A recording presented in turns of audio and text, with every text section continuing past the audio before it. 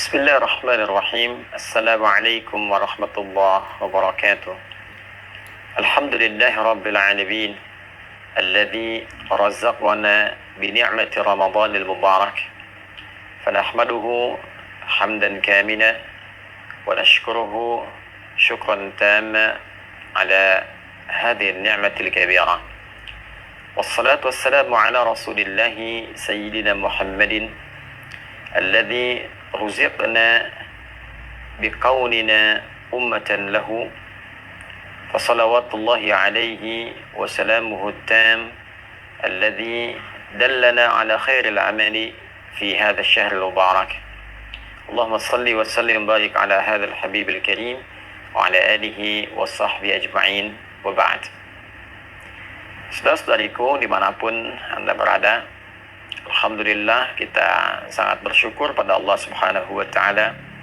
Tahun ini kita kembali diberikan kesempatan untuk mendapati, menemui, dan memaksimalkan potensi kita untuk beribadah di bulan Ramadan yang penuh dengan berkah, penuh dengan limpahan kasih sayang Allah Subhanahu wa Ta'ala, yang tidak semua hamba-hamba Allah mendapati kesempatan yang sangat berharga, istimewa, dan membahagiakan ini. Untuk itu, penting kiranya kita mengetahui beragam keistimewaan dimaksud, sehingga dengan itu memberikan motivasi yang besar dan mendalam kepada kita untuk menyusun strategi, menyiapkan kurikulum amal, sekaligus memotivasi diri kita untuk senantiasa bersemangat dalam menjalankan semua kurikulum amalan yang telah kita dapati itu. Teman-teman, dimanapun Anda berada, di antara keistimewaan Ramadan yang tidak bisa ditandingi, sulit didapati di waktu-waktu lainnya adalah berlimpahnya anugerah Allah Subhanahu wa Ta'ala, yang di antara sekian banyak anugerah itu adalah ampunan Allah yang ditebarkan kepada seluruh hamba-hambanya tanpa kecuali dan mencakup semua jenis dan ragam dosa yang pernah dilakukan oleh seorang hamba. Terkait dengan ini, Nabi Sallallahu Alaihi Wasallam memberikan kabar gembira sekaligus penguatan akan hal dimaksud, dan didokumentasikan penguatan ini oleh Al-Imam Al-Bukhari juga Al-Imam Muslim, khususnya dalam kedua kitab sahih mereka. Di Al-Bukhari misalnya nomor hadis ke-38, pun demikian Imam Muslim menyantumkan dengan redaksi yang serupa di nomor hadis 760. Keduanya mengambil riwayat dari sahabat Abu Hurairah Abdurrahman bin Sakhar radhiyallahu taala anhu, dari Nabi sallallahu alaihi wasallam, beliau bersabda, "Man shama Ramadana imanan wa ihtisaban, ghufira lahu ma taqaddama min dhanbi." Man, siapapun, mencakup laki-laki, perempuan, besar, kecil, tua, muda, apapun profesinya. Dan ini sifatnya secara personal. Ketika disebutkan man, artinya menunjuk secara personal, dan dia memiliki juga keumuman makna.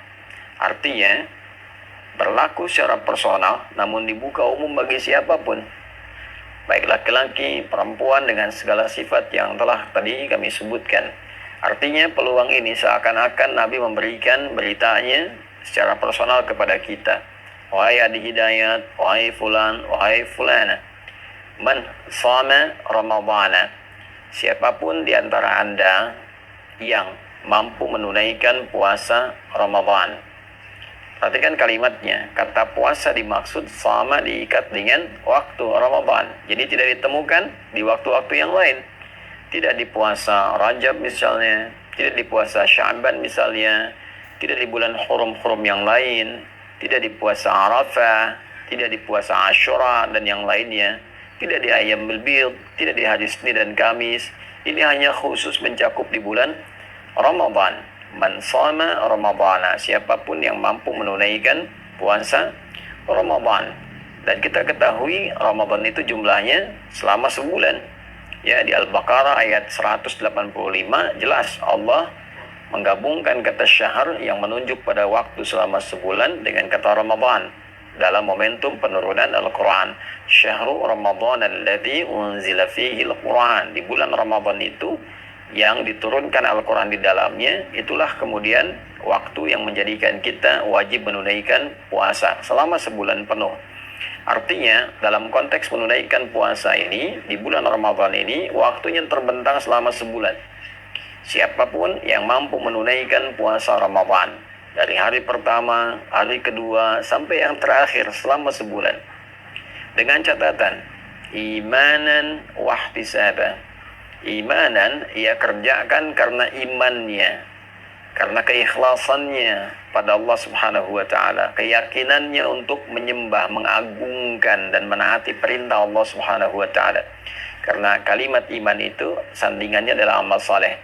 Jadi begitu disebutkan iman, pembuktiannya amal saleh. Misal Quran surah 103, wal 'asr innal insana lafi khusr illa alladziina amanu wa 'amilus shalihat. Jadi untuk menunjukkan seseorang beriman itu, maka pembuktiannya lewat amal saleh. Nah, pengertian terbaliknya, mafhum mukhalafahnya, ketika seseorang menunaikan amal dan disebut dengan saleh, maka tujuan utamanya adalah untuk membuktikan keimanannya. Kepada siapa? Kepada Allah. Jadi bukti iman itu adalah taat. Taat itu wujudnya adalah amal saleh, perbuatan kita yang ditujukan karena Allah Subhanahu wa ta'ala. Karena itulah ketika satu kata yang menunjuk pada ibadah kemudian disandingkan dengan kata iman, ingin memberikan kesan bahwa syarat penunaian ibadah itu dianggap benar, dianggap baik jika memang ditujukan untuk kepentingan imannya. Dalam arti dilakukan karena Allah Subhanahu wa ta'ala. Karena kalimat iman pertama dalam Al-Quran dan disifati dengan kata ghaib, wujudnya adalah penyembahan dalam bentuk salat. Al-Baqarah ayat ketiga, alladzina yu'minuna bil ghaibi wa yuqimunas shalah. Itu orang-orang takwa itu orang yang mampu mengimplementasikan imannya ketika dia yakin pada Allah walaupun belum tampak dalam pandangannya, lalu dia buktikan keyakinan yang kuat itu dengan cara menyembahnya melalui salat. Maka dari itu ketika puasa diikat dengan kata iman, ini ingin memberikan kesan batasan bahwa orang-orang yang akan mendapatkan jaminan keistimewaan di bulan Ramadan ini adalah syarat pertamanya dia menunaikan puasanya hanya karena Allah, untuk membuktikan keimanannya kepada Allah. Itulah sebabnya pembuka kewajiban puasa ayatnya diawali dengan kata panggilan iman. Ya ayyuhalladzina amanu. Al-Baqarah ayat 183.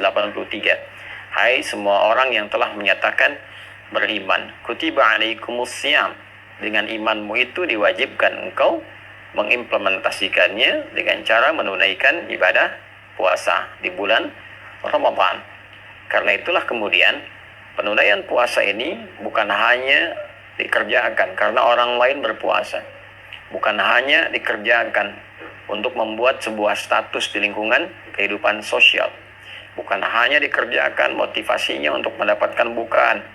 Ya kalau niatnya dapat dunia, saya pengen buka di masjid yang ada bukaannya mewah, ada takjilnya, ada sahurnya, ya secara adat sah dilakukan, tapi secara timbangan fikih dia hanya akan mendapatkan bagian bukaannya saja. Dia dapat makan, dia dapat minuman, tapi potensi keistimewaan yang mungkin dia bisa dapatkan sangat tipis kemudian untuk bisa dia raih. Syarat pertama. Yang kedua, wahtisabah. Ada iringan evaluasi diri, ada muhasabah di dalamnya, ada harapan mendapatkan pahala dari Allah Subhanahu wa ta'ala. Jadi yang dia harapkan ridha Allah, yang dia harapkan adalah Allah senang dengan puasanya. Lalu dia iringi dengan evaluasi diri dalam setiap puasa. Apa yang menjadikan selama ini belum kenal Allah? Kenapa selama ini imannya tidak terasa kuat? Kenapa selama ini ketika Allah panggil, rasa-rasanya telat untuk merespon? Dia evaluasi dari ujung kepala sampai dengan ujung kakinya. Maka ketika seorang menunaikan puasa dan dia kerjakan karena Allah, dia tinggalkan makannya lillah karena Allah, bukan karena sekedar hanya ikut orang tren puasa, Dia tinggalkan minumnya karena Allah. Dia tinggalkan hubungan syahwatnya sementara waktu karena Allah. Dan dia jaga hukum-hukum Allah, dia evaluasi dirinya. Ya, maka apa yang Allah berikan kepadanya? Ghufira lahu ma taqaddama min dzambi. Sepanjang dalam puasanya dia mencoba evaluasi diri, dosa pikirannya, dosa telinganya, dari mulai mendengar yang salah, dosa lisannya bertutur yang keliru, dosa pandangannya melihat yang tidak benar, sampai ujung kakinya. Itu berpotensi saat dia berbuka diampunilah dosanya oleh Allah Subhanahu wa taala.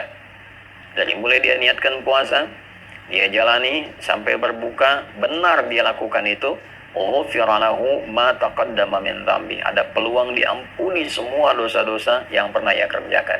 Itulah yang menyebabkan orang puasa itu ketika akan berbuka dia merasakan kebahagiaan yang sangat luar biasa.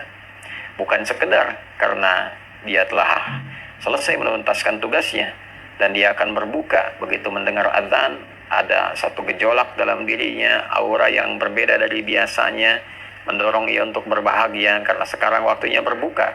Karena itu dalam hadis dikatakan farhatani lis-shaimi farhatani, bagi orang puasa ada dua kebahagiaan, ya. Farhatun anda yuftir, indama yuftir, satu kebahagiaan atau kama qala Rasulullah SAW, diraihnya ketika ia sedang berbuka, ya. Dan yang kedua, farhatun adalah satu kebahagiaan indama yalqa rabbahu bisyami, ketika ia kembali kepada Rabbnya dengan pahala puasa yang ditampilkan kepadanya. Maka saat ia berbuka ia gembira, bukan karena sekedar puasa telah selesai, tugas telah dilakukan, tapi dia bahagia pula karena pada saat itulah Allah berpeluang mengampuni semua dosa-dosa yang pernah ia kerjakan. Saat dia kembali kepada Allah, dia kembali dalam keadaan bersih, pahala telah dia dapatkan dari bacaan Quran, dari sholat, dari kajian-kajian, dari tilawah dan sebagainya, sehingga dia gembira. Dan disambutlah ia saat kembali itu dengan diperintahkan untuk memasuki pintu khusus dengan pahala puasanya, yaitu pintu Ar-Rayyan. Allah Subhanahu wa taala menyampaikan kepada Nabi untuk memberikan kabar gembira, inna fil jannati baban yuqalu Rayyan. Di surga itu ada satu pintu yang disebut dengan Ar-Rayyan. La yadkhuluhu illa shaimun. Tidak akan dimasuki oleh hamba manapun kecuali ahli puasa. Di antara ahli puasa itu ada yang menafsirkan rajin puasa, tapi juga pengertian spesifiknya adalah orang yang berhasil menunaikan puasanya yang ia kerjakan karena Allah, dan dia mengevaluasi diri seperti disifati dalam hadis Nabi sallallahu alaihi wasallam yang telah tadi diuraikan. Fa'idha dakhaluhu ughliqa, kalau sudah masuk orang-orang dengan sifat ini, maka segera ditutup. Tidak ada orang lain yang bisa masuk kecuali memiliki karakter yang serupa. Jadi teman-teman, dimanapun berada, saya ingin mengajak pada diri pribadi dan kita semua untuk saling mendoakan. Dari mulai sejak awal kita menjalani ibadah puasa ini sampai ujungnya, tidak ada di antara kita yang tidak punya kesalahan. Tidak ada di antara kita yang tidak punya dosa. Yang dibawa ke akhirat bukan berapa banyak uang kita, bukan berapa tinggi status kita, bukan berapa luas ilmu kita, bukan berapa kuat tenaga kita. Yang dibawa pulang adalah timbangan antara pahala dan dosa. Berapa banyak amal salehnya, berapa banyak amal salahnya. Ketika ditimbang, apa yang bisa menutupnya? Maka kasih Allah menghadirkan Ramadan untuk kita, bukan yang lain. Memberikan sebuah kesempatan yang dalam agar kita mampu memanfaatkannya dengan mengevaluasi diri dan berharap Allah membuat kita lebih baik dibandingkan dengan hari-hari sebelumnya. Nabi SAW bersabda dalam satu hadis yang didokumentasikan oleh Imam Al-Hakim An-Naisaburi dalam kitab Al-Mustadrak. Satu kali Nabi SAW bersabda, wa kama qala raghima anfu rajulin liman adraka ramadhana falam yughfar lahu. Sangat tercoreng kehormatan seorang muslim, sangat terhina, sangat jauh dari rahmat Allah seorang yang disampaikan kepada bulan Ramadan, tapi ia tak mampu mengkreasikan kesempatan yang diberikan untuk mendapatkan ampunan Allah Subhanahu wa taala. Semoga Allah memuliakan kita, mengampuni dosa-dosa kita, memberikan kesempatan terbaik untuk mengisi sisa kehidupan kita dengan lebih mulia, dan mewafatkan kita dalam keadaan husnul khatimah. اللهم تقبل منا إنك أنت السميع العليم وتب علينا إنك أنت التواب الرحيم. اللهم اغفر لنا ذنوبنا يا الله، ما قدمنا وما أخرنا، صغيرا وكبيرا. اللهم ربنا آتنا في الدنيا حسنة وفي الآخرة حسنة وقنا عذاب النار. وصلى الله على سيدنا محمد وعلى آله وصحبه أجمعين. وآخر دعوانا سبحانك اللهم ربنا وبحمدك أشهد أن لا إله إلا أنت نستغفرك ونتوب إليك والحمد لله رب العالمين. السلام عليكم ورحمة الله وبركاته.